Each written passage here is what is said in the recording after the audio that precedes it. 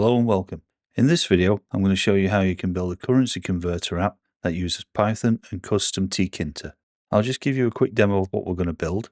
So what this will do is it'll take an amount from the user. So in this case, I'll just put 100 from euros to USD, click convert, and then it'll just show you what the currency conversion is there.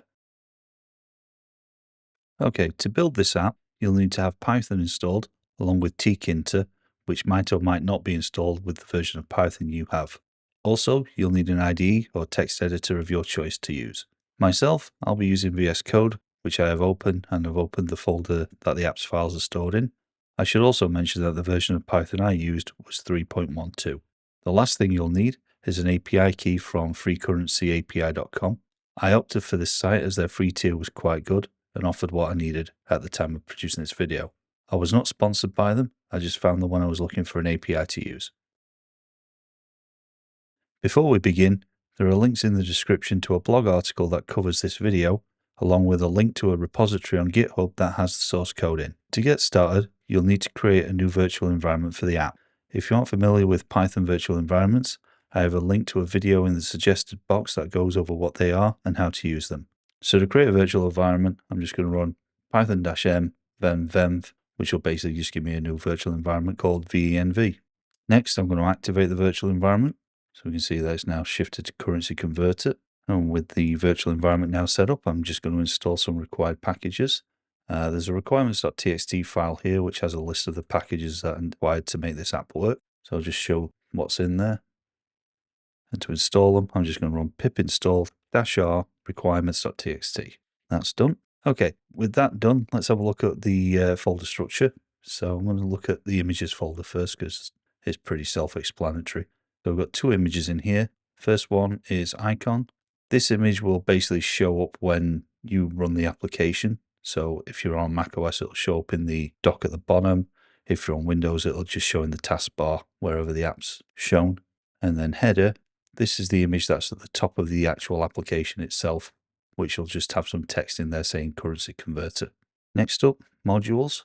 So this has some custom modules that have been built for the app. So let's have a look at the env folder first. So you'll see a common folder, which is __pycache__. You can ignore this. You don't need to create that. So the first file I'm going to look at is .env. This will just have a single environment variable that will get loaded later on called API_key.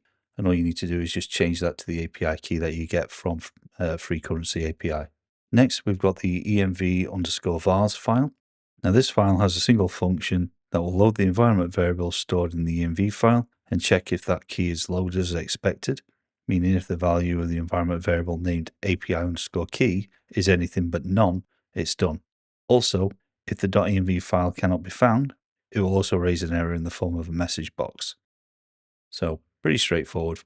Next, let's look at the image check folder. And again, we've got PyCache. We've also got __init__.py. You'll just need to create that file and just leave it blank. So let's look at image check. This again has a single function which will check to see if an image is present, and if so, it will load the image and return the image back to what called it. If it cannot be found, it'll raise a message box with an error. So those two images at the top, so header and icon, both will be checked to see if they're present. If they're not, then we've got a problem. So again, a relatively straightforward function. And lastly, for the modules, I'm going to look at the currency folder. So we've got two main files in this one, currency_list and convert. I'm just going to open currency_list first because this is the simplest of the two. This contains a single Python list variable that contains a collection of currencies. This will be used to build the combo boxes that I'll cover later on. In the convert.py file, there are three functions. The first one, check value is numeric, will take a string, check if the value contains any mathematical operators, and then, if it doesn't, attempt to convert the string to a float. So we're doing that part there where we're checking for mathematical operators, so plus, divide, minus, and multiply. If it doesn't have it, then it'll just carry on. If it does, then it'll just return false. We'll be handling that error later on. And then it'll try to convert the value to a float. So we're going from a string to a float. If it works, it'll just carry on. If not, it'll raise a value error. If the value is at 0 or less, then it'll return false. And again, we'll be handling that error later on. If all goes well, it'll return a decimal back to whatever called it. And we're using decimal because after a bit of research, a lot of people are recommending using decimal as opposed to float for financial operations. So to go over what that basically does, it'll just take the float, convert it to decimal. Quantize just basically means change it to 4 decimal places and round down. So if the next one after that is, say, 6, it'll basically round it down and it'll just be 1 there.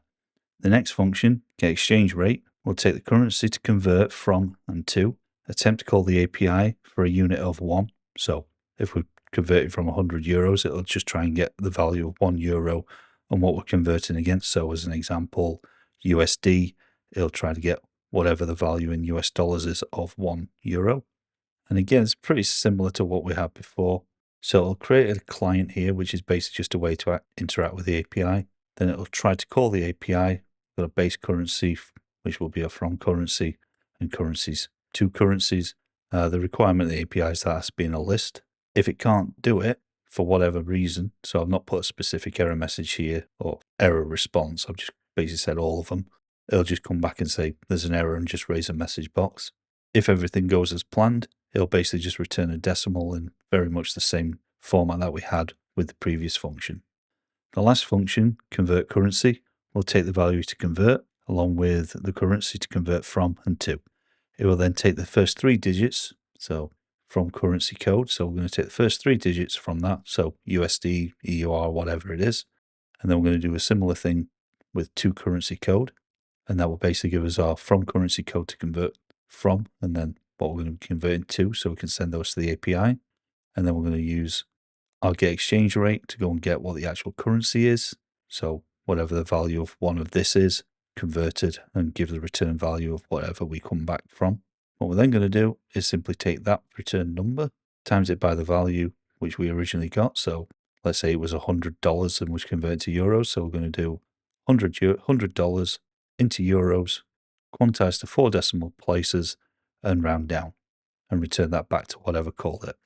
And that is that particular file. Now that we've got the modules covered, let's have a look at the main.py file. So this will basically tie it all together and build our user interface. So I'll just go over the main points. First, we've got our libraries and modules that we need to import. So we've got customTKinter, pill, which is the Python image library, TKinter, because we need this message box because that's not part of customTKinter, or TKinter, however you want to pronounce it. And then we're just going to import our custom modules that we've built. And then lastly, import OS. Now going into our main function, the first thing we want to do is load the environment variables, or variable, I suppose, in this case, because there's only one.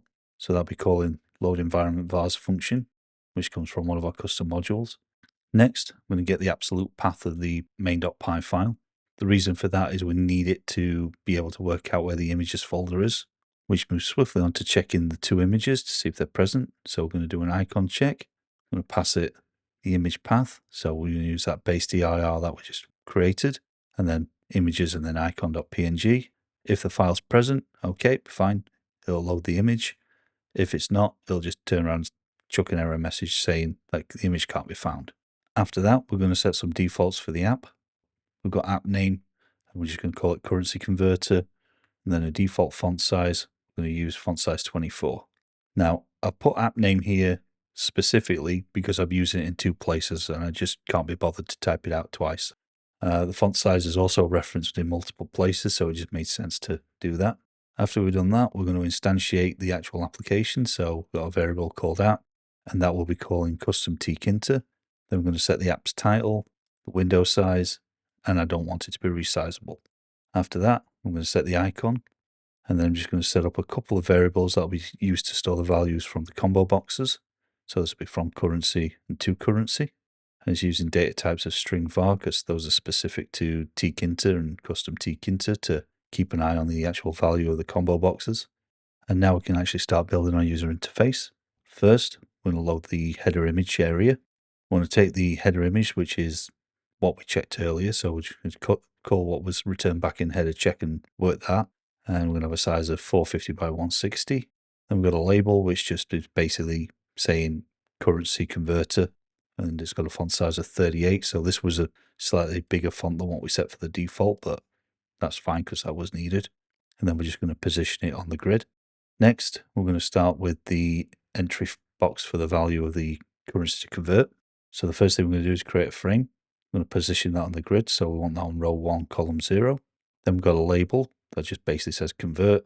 And because that's going to be within inside this frame, the master is value frame as opposed to app. It'll basically have a row of 0 and a column of 0. And then we have the actual value entry field. So this has a placeholder text that just says enter a number to convert. And that will always be a string, so there's no real way around that. And then we're just going to position that below the label, so that'll be at row 1, column 0 within that frame. Now, you'll see that I've basically done the same for this as well, so I'm not going to go over this too much. I'm going to focus mostly on this particular part, which is the combo box. So this will just have a list of all the currencies just drop down, and then you select the one that you want. And that, again, that will come from the from currencies list that was in the currencies list file. And then the only thing that's different at that point would then be just setting the actual default currency that we want shown. So in this case, it'll be the first one on the list. And then the next one is the to currency. And this is basically the same as the from currencies combo box. The only difference is it's pointed to currency instead of from currency. So I'll just store it in a different variable. Now, both of these combo boxes are read only, so no one can like type in whatever they want. It's strictly whatever's in the list. And then we've got an area to show the converted amount. So by default, when you start the app, it'll just say the convert amount will be shown here.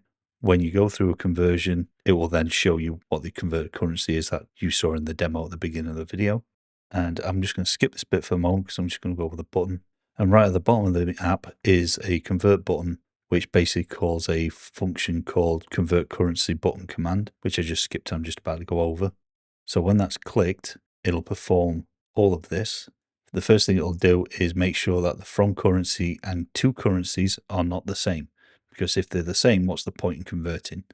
So if they are, it'll basically just raise an exception and a message box to say, hey, you kind of need to change one of them because there's not really much point converting USD to USD, for example.